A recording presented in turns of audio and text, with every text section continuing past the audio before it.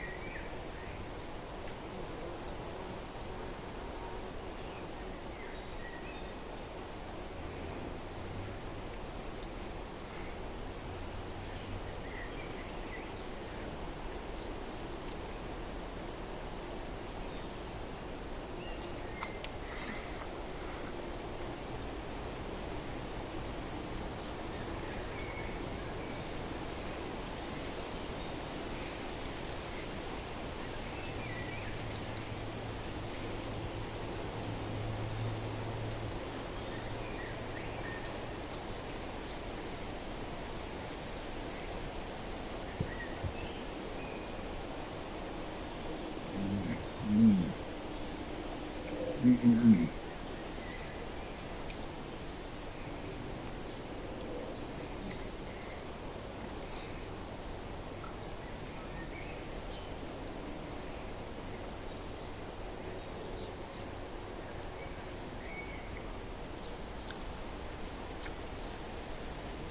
Here is a crawfish and shrimp boil.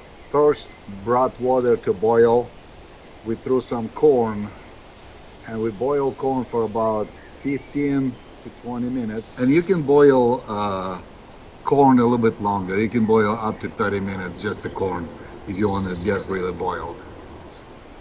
Then we threw potato and we got fingerling potato, which really creamy.